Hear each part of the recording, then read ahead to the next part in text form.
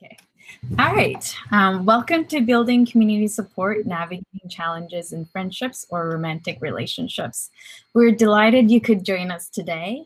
My name is Yujung Choi, and I will be moderating the panel as a volunteer for Emotions Matter. And while I'm doing the introductions, please put in the chat where you're joining us from today. I'm from Durham, North Carolina. And I'm actually not able to see the chat as I'm sharing the slides, but in the other sessions, I think I saw that people are joining from all across the States, as well as Puerto Rico and the UK. And it's just so amazing to see such a diverse turnout. A little bit about our organization for those of you who are new to us. Emotions Matter is a 501c3 nonprofit organization founded in 2015 to support, educate, and advocate for those impacted by borderline personality disorder. To learn more about us and our programs, go to the website, www.emotionsmatterbpd.org, or head to the expo. Here at Emotions Matter, we strive to create a safe, judgment-free space for people with borderline personality disorder. And we accept that there is a spectrum of experience within the BPD community. We honor where people are on their journey without judgment or assumptions. We encourage people to define their own path toward recovery. And we speak as experts of our own lived experience, not as medical experts. Now I want to introduce our three fantastic speakers.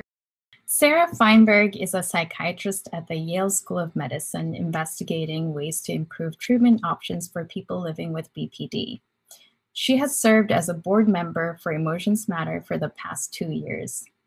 I've had the privilege of working with her on the Program Evaluations Committee, and I can tell you that she's a dedicated and compassionate clinician, researcher, and mentor. And we're just very grateful for her leadership and guidance. Our next panelist is Coral Lopez. Coral is a mental health advocate with a master's in social work. She started her recovery journey 2 years ago. In addition to being one of our wonderful peer support group facilitators here at Emotions Matter, she's a talented bass player and loves all sorts of arts, including music, art, writing, and films. Our last panelist is also very artistic. Kaylee Pezzi is a talented writer whose work has been published in various magazines, including the Boston Literary Magazine. And she was one of the winners of Newport Life Writing Contest. To this panel, she brings her wisdom and knowledge from her experience of living with BPD. Welcome, Sarah, Coral, and Kaylee. And Sarah, please kick us off. I'm going to share my slides with you again.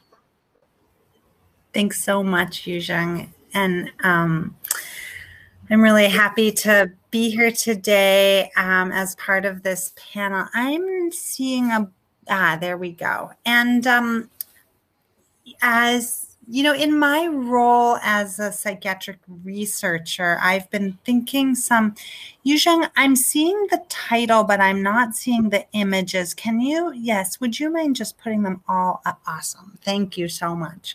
You know, we often talk, I think at Emotions Matter, about the qualitative experience of trying to navigate relationships as a person with BPD or as a person who cares about people with BPD. And, you know, I've been interested in the way that brain signals and cognitive processes may underlie some of these difficulties. And from my perspective, and I think for some other people, sort of knowing what we already know about the mind and brain in BPD can help us grow our empathy and know what to expect, which can be such a relief. And so I thought I would just show a few pieces of data to kick us off today. And so these are the data. So here in the upper left, this is a summary of a little game called Cyberball. And what happens in this game is it's like a computer-based game. And we're going to be player 2, and we're playing with these other 2 little guys, 1 and 3. And these guys start throwing the ball, and they're throwing it around the circle, and everybody's getting a turn. And it turns out that under these circumstances, even if I know that the rule is pass to the left, player 1 will always pass to player 3, and player 3 will always pass to me. You know, I'm kind of looking to see if it's going to be my turn, and I'm waiting to see when I'm going to get the ball. And these guys are kind of cute, and when they move, their little arms kind of go over, and they're to play with them. And surprisingly, even though they're just little icons, most people get kind of into this when they play it. And it turns out that if I'm a person with BPD, that playing this game, even under this condition where I understand exactly when I'm going to get the ball, I feel kind of rejected. Like I should have maybe gotten the ball from player 1, even though I sort of know those aren't the rules. And it turns out that I need to get the ball something like 80% of the time for my body and my brain not to have strong rejection signals. So it's really hard going out in the world if this is what my brain is telling me. Even if I can do the math, it's not a problem about sort of getting the rules. Like I know that 33% of the time I'm getting the ball and everybody else is getting it 33% of the time, but I still feel this overwhelming sense that I've been rejected and left out. And this is also true about face perception.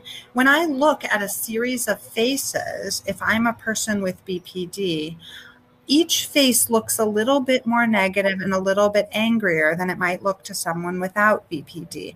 And faces that are ambiguous, kind of in this series of faces that have been morphed from neutral to happy, these ambiguous faces read as negative. So I, as a therapist, might think that my face is plain, and my patient with BPD might experience me as really upset or angry.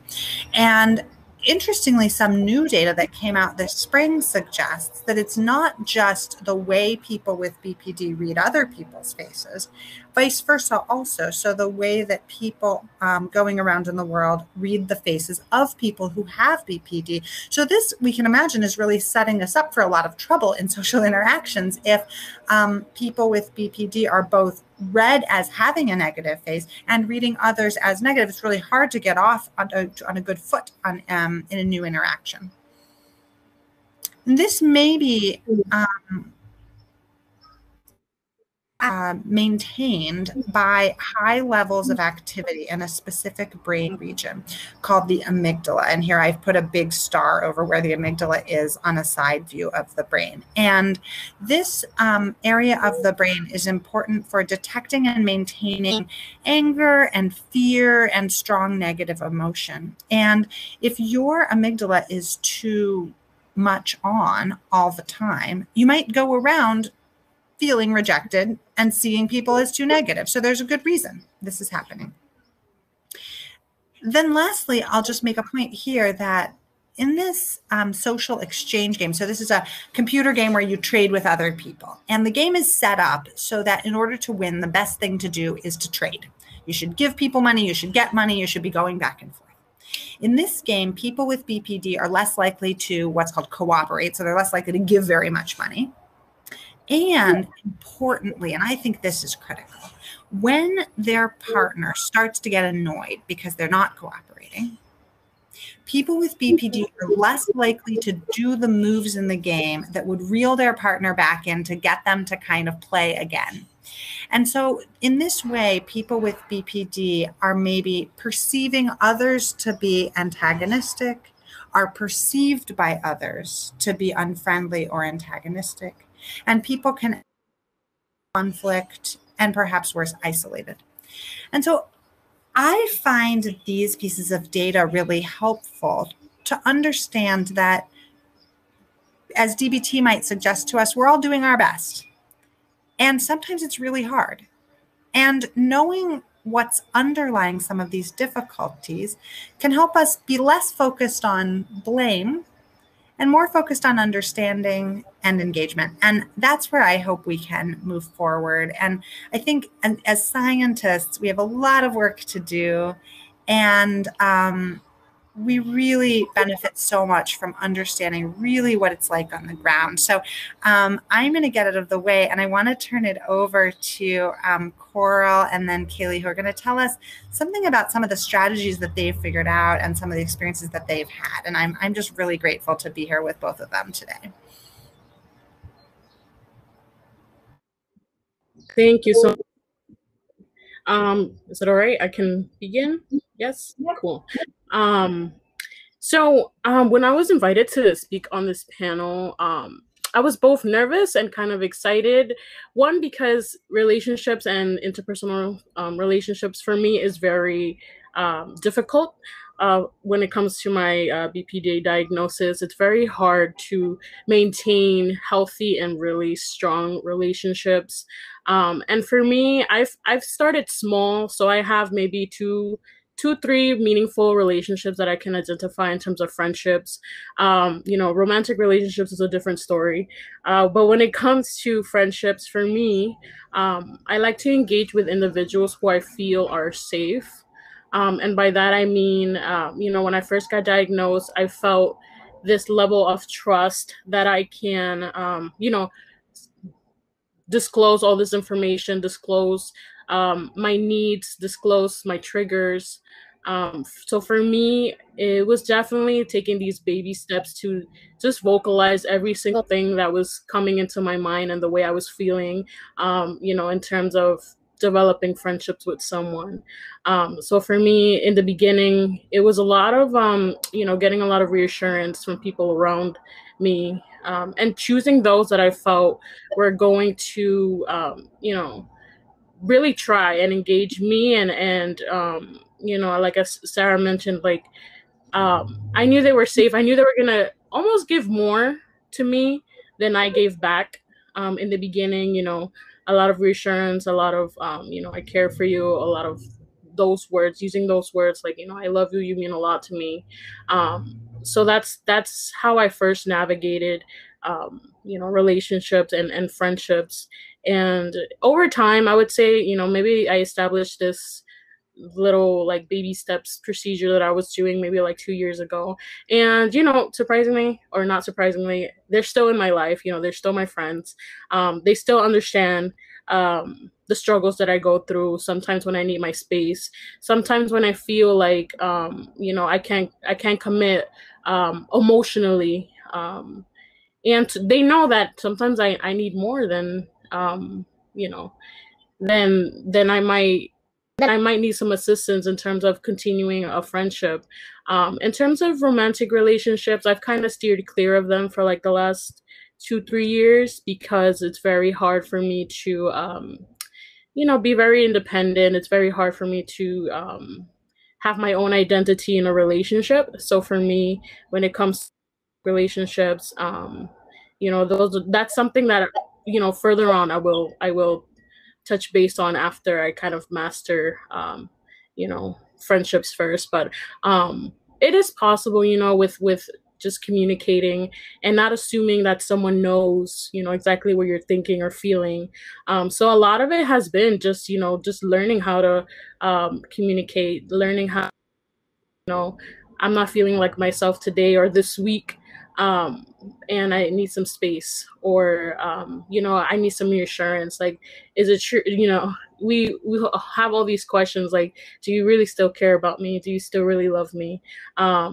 But it's okay to say those things. It's okay to ask those things. And it's at us as people with BPD, we crave company, we crave these things to get close to someone, but sometimes it feels really impossible because it's just hard to be that vulnerable with somebody else. And it's hard. It's easy to connect, but it's hard to just, verbalize how much we want somebody in our lives. But, it's a two-way street. You do learn that, somebody can give to you as much as you can give to them. But a lot of it starts, vocalizing your needs. A lot of it is identifying your own triggers. A lot of it is understanding body language too. He's busy, it doesn't mean that they don't love you or they don't want to spend time with you. A lot of it comes with just, understanding. So yeah, those are that have helped me in navigating, these friendships. Identifying those who I can really trust and those who can really listen to me when I need to, verbalize my needs. And it's a two-way thing. We're both trying to navigate, we're both trying to learn, what does it mean to be friends with somebody with BPD, or wanting to have a meaningful friendship. So I trust those who I allow to be my friends to go on this journey with me, not just assume that I'm gonna know how to be a good friend one day and then the next need my space. So it's a little bit about the journey that I've been with in terms of friendships, and I'm very grateful for the ones that have stuck so long with me. So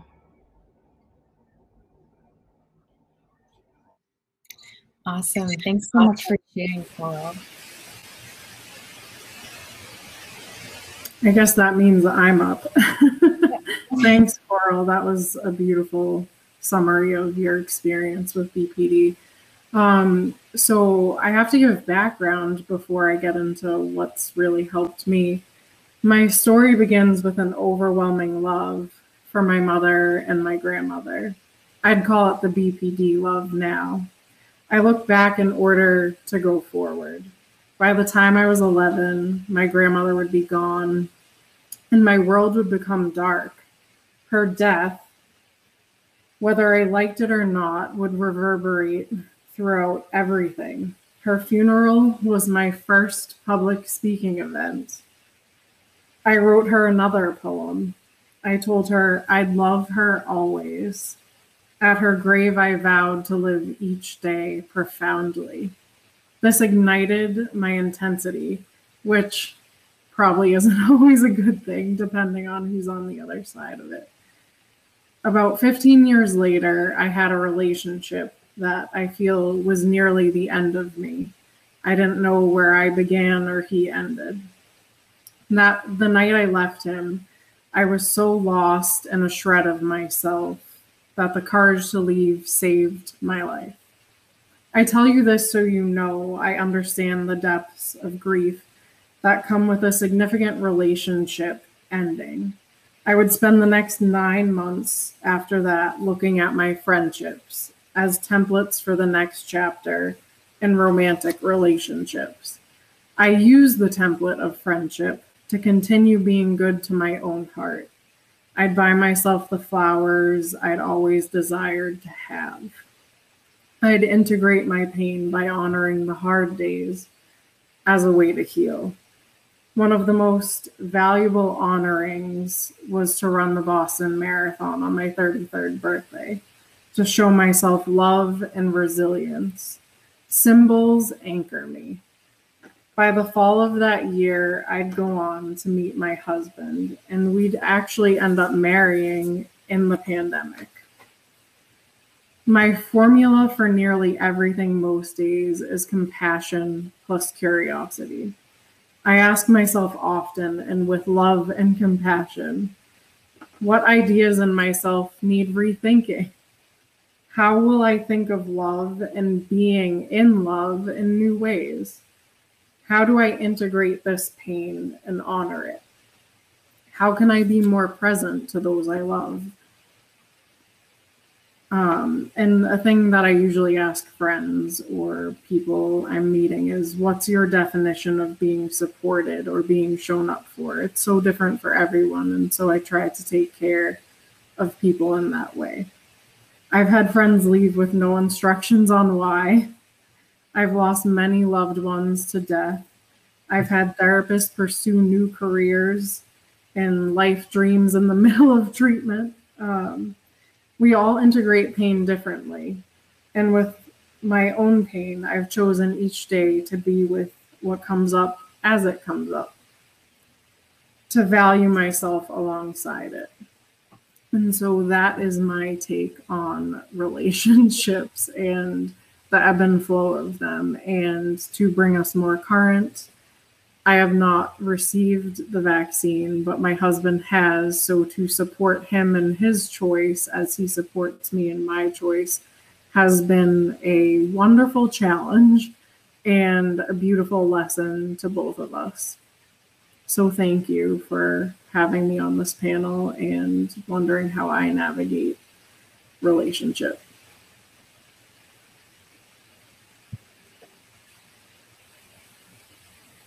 Thank you, Kaylee, and thank you, Sarah, Coral, and Kaylee for such eloquently spoken talks. I really appreciate all of your insights, and I think we can open the floor up to Q&A session now.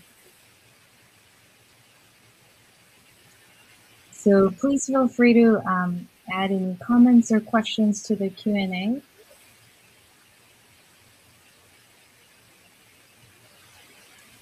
We can make the slides available to the attendees, and I can let Paula know or work with the relevant people to do that.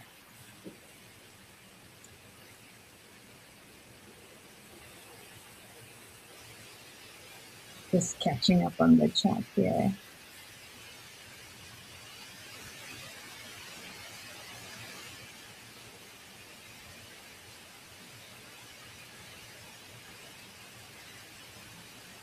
Looks like Catherine also ran the Boston Marathon on her 40th birthday.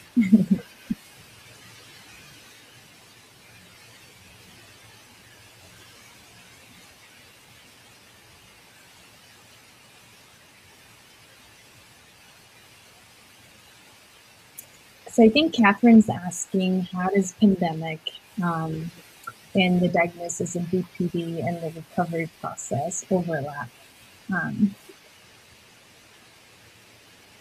In any hardships, or if there were any, how were you able to overcome them? If you have any specific examples.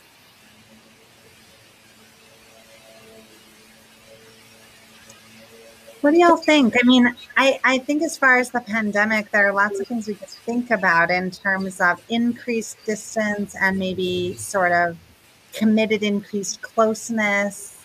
I know I'm thinking, Kaylee, about, you know, some of the things we were talking about sort of navigating the size of your social world and the way the pandemic sort of gets with it. I wonder if you would want to comment on that at all. You mean the topic when I spoke about how my husband values our relationship primarily, and I'm like, but I love having other people in my life. So that's something that we've navigated together. He's a very grounded, satisfied person, and I can occasionally have that BPD loneliness that would like more.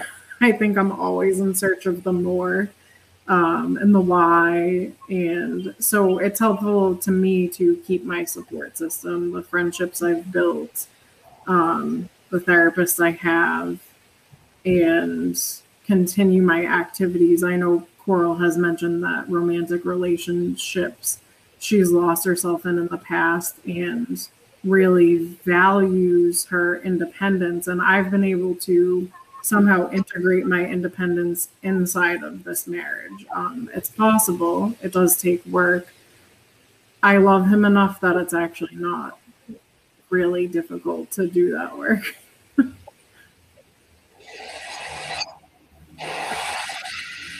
I wonder, Coral, did you have thoughts about sort of the way that the pandemic has made it easier or harder to navigate distance in relationships or get the right space? Definitely. So I feel like with the pandemic, it definitely, you know, took away that whole socializing of going out and socializing with others, but it also put that pressure when people, you know, texted you or send you a DM on Instagram or on Facebook, kind of like that pressure to respond, because what else were you doing during the pandemic than being home and, you know, not distracted by anything else. But I mean, it also took off that pressure of being in front of others and socializing more via, you know, social media and text message. So for me, I think it kind of gave me that space to respond when I wanted to, for my own perception. And then also build relationships in a way for me.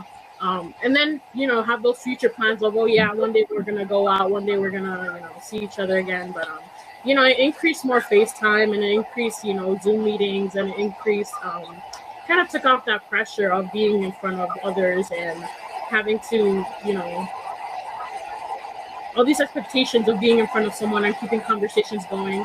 So for me, it kind of made it easier to interact with others and interact with friends.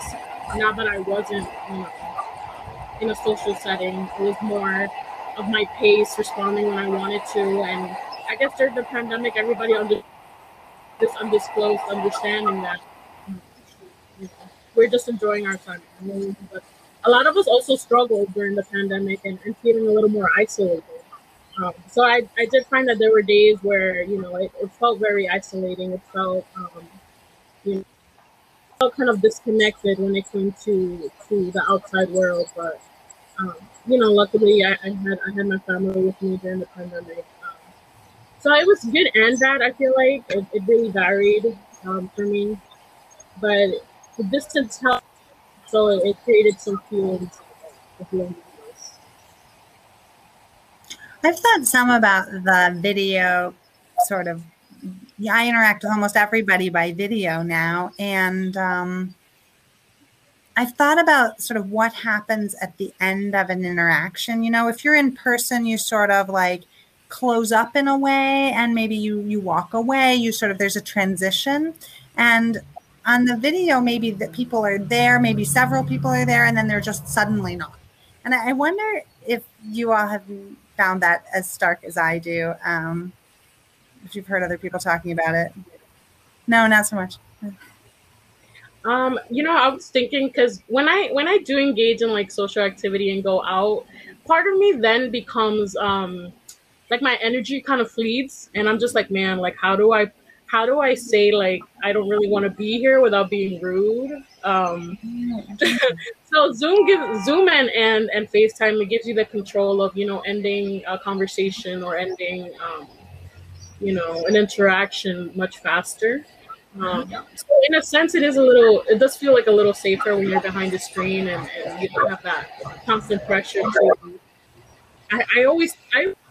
Everybody's expecting something amazing out of me when I'm hanging out with them or you know, having that social interaction, but it's easy to be like, okay, gotta go, you know. So it definitely alleviates that a little bit for me, that anxiety, because I do have a little bit of anxiety being around people, but it helps for me. Mm-hmm.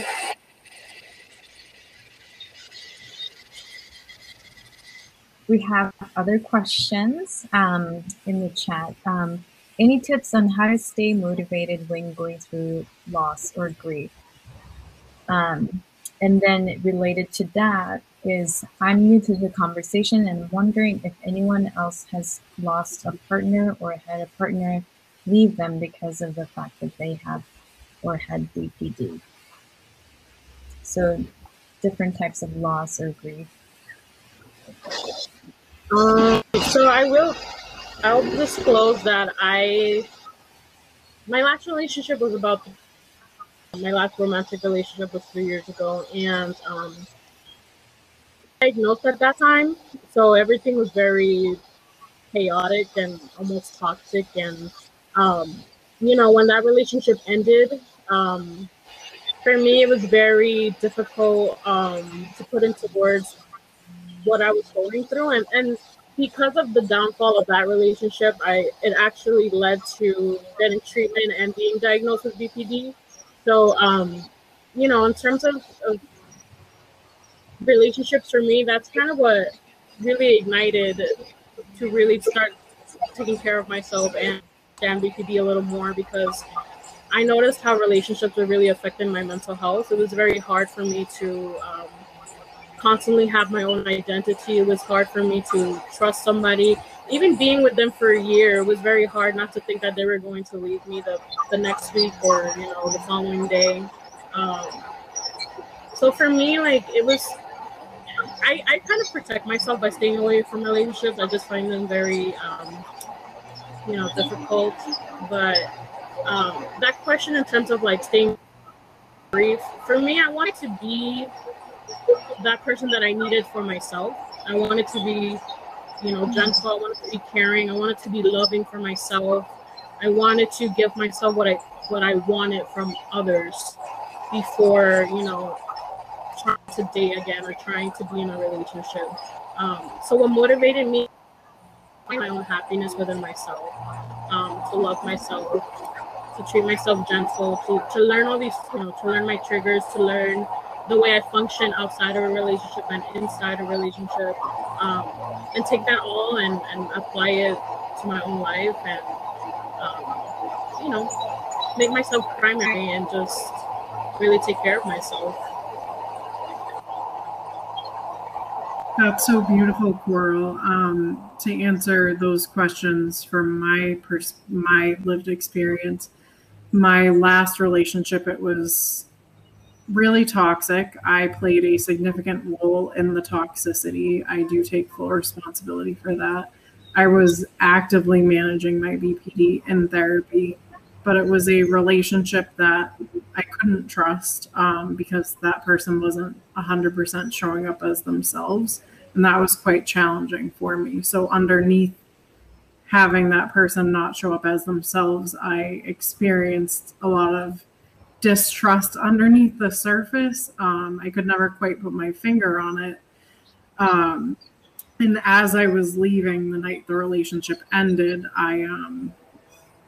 he said something to the effect of, I thought I could handle this, but it's too hard for me. And of course, that sounds really heartbreaking. And I'm certain in that moment it was extremely heartbreaking. Maybe it was disappointing. But the truth is that it was the beginning of a beautiful chapter of healing and so much hope. And like Coral said about finding ways to love herself and be with herself, I was able to nurture all these wonderful things that I had put aside as a way to inflate that relationship I was in. And I was inside of that relationship for 3 years. And I try not to judge myself on the length of time of that relationship because I didn't know better. And when you know better, as the saying, you have to do better from there. So I always say grow from where the hurt is. Cultivate the soil, take care of it, water yourself, go back to basics. As far as grief goes, if you've suffered, the physical loss of a person through death, I'd say in the early days, do the best you can. Drink water, feed yourself, call on friends that are really supportive, and get yourself back to some version of yourself that can get off the couch. I wouldn't worry so much about motivation, not in that experience. I would just worry about the basics and continue to move forward as best you can in any given moment, not even a day, just a moment, and focus really small right there. And then it'll lead you to a new space where you can create something beautiful from what has happened. Mm-hmm. Mm-hmm. Thank you both so much for sharing that. I have a question that was sent to me in private, and this person's asking, what are some signs that you're ready for something like a romantic relationship? And I think, Coral, you can also speak to that. What were some of the signs that you saw that didn't work for you? And maybe Kaylee, you can speak to, I don't know, both, or what? Yeah. What I have this saying that I kind of repeat to myself that's, be responsible with other people. So when it comes to, romantic relationships, am I trying to date this person or connect with them because I feel like I need to feel good about myself, or do I need to feel validated? Do I need somebody to constantly tell me that they love me or they care about me? Or do I want to be in a relationship because I feel like I'm ready? Am I going to be able to communicate my needs? Am I going to be able to, be open when I'm having a bad day and communicate that? So for me, when it comes to romantic relationships, I think about, being responsible. Like, am I getting into this relationship for the right reasons? And, it's very hard to distinguish, but it's not all about me. It's also about someone else, their needs, and also, are they in that mental and emotional space to support me? So it's definitely a conversation for me. Every time I have either a love interest or somebody I'm speaking to, that conversation comes up. I need to tell you about my borderline personality disorder, and I need to tell you what happens when you're in a relationship with someone with BPD. It's not your regular relationship. There will be days when I'm gonna be distant. There will be days when I'll need my space. There will be days when I'll try to push, boundaries. I'll try to push these walls to see if you. It's like a little test if you'll still stick around, if you'll still be there. In some aspects, some people see that as like, very manipulative or very needy, but you normalize it when you have a conversation about it, because these are real things. This is my reality, and I need you to come in to that to that space and understand. So then, in terms of your first question of noticing signs of relationships that don't work, I'm very protective of my mental and emotional health. So if somebody is, very, very dominant, very, they have a lot of. I feel like they have a lot of power over me. That's a red flag for me. Or somebody who is very demanding or not understanding, or doesn't take that time, or has that patience, and those are definitely red flags for me, because it's just not gonna work. I can't. It's not compatible at that time. But we can't always all blame ourselves. Some other people also might not be a match for us because they're going through their own things, and sometimes I have to be responsible and say, hey, like, I can't join you on your journey, so I'm going to step away from that.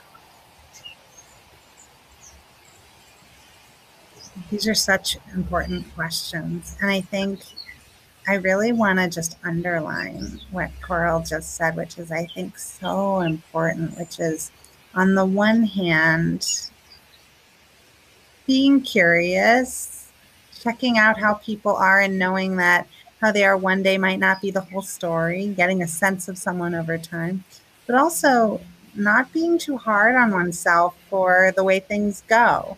You can only know what you know at the time, and you can only do your best. And I think that not being too hard on yourself is one of the ways that you maintain curiosity and the opportunity to learn about what is real. I think that's just such a critical point, is finding that balance between learning about people in an ongoing way and then being gentle with yourself. It seems to me like we have time for maybe one more question. Yujung, do we have another one? Yeah. So one question, I think we have this on our slide too, is when you're dating, when do you disclose your diagnosis? What might be tell signs for being able to disclose your diagnosis to your partner? So I'm not really a good person to answer this question, because I just dive right in. I'm like, here, I've been on this journey. I've been healing myself, learning how to love myself whole. So I have BPD. What do you think about that? And how can I help you understand me? That came very easily with my husband. So I'm not really a good person to answer that question. I just like it to be upfront, and not that if they read on Google, they'll run away from me. I really sincerely don't believe that that's going to cause someone to leave my life. It did take a long time for me to get to that point, though, to not be like, don't Google, it's terrible, because I don't think that would be a reason someone would walk away. I think there's something underneath why someone is like, I can't handle this, and that's their own journey to go on.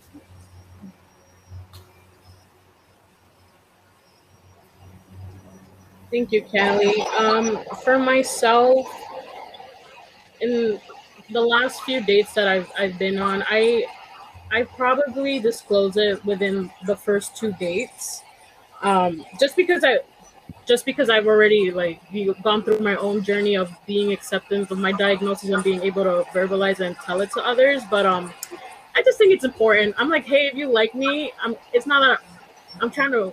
I guess in a sense, it's not supposed to be a warning, but it almost is a warning. I'm just letting you know.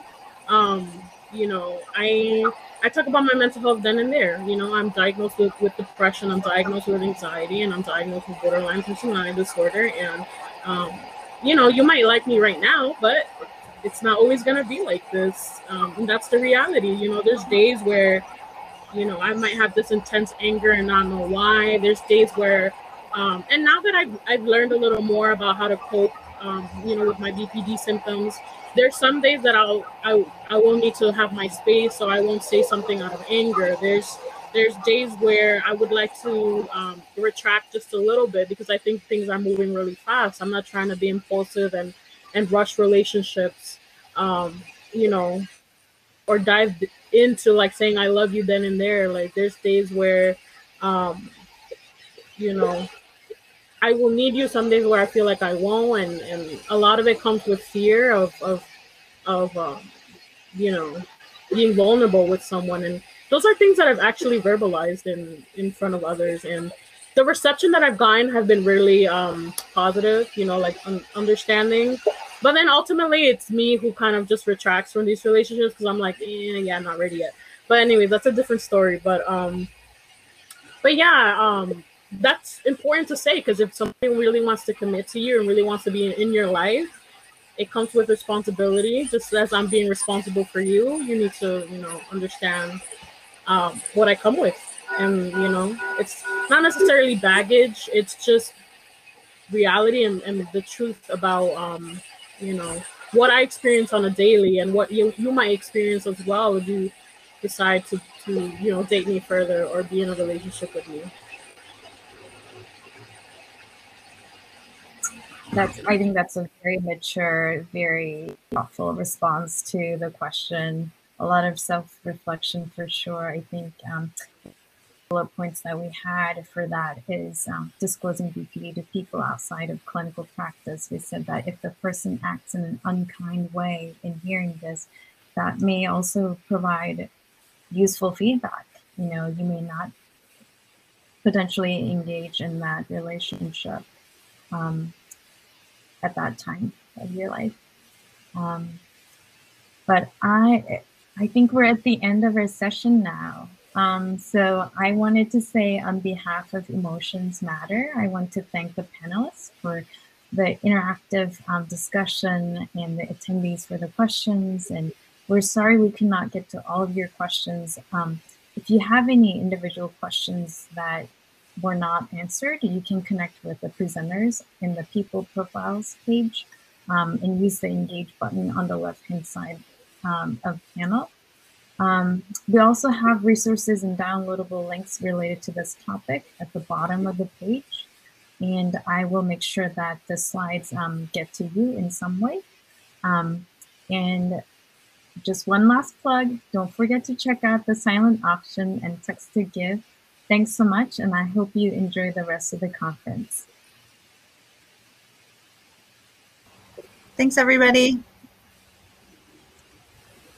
Bye. Thank you, everyone. Bye. Thank you.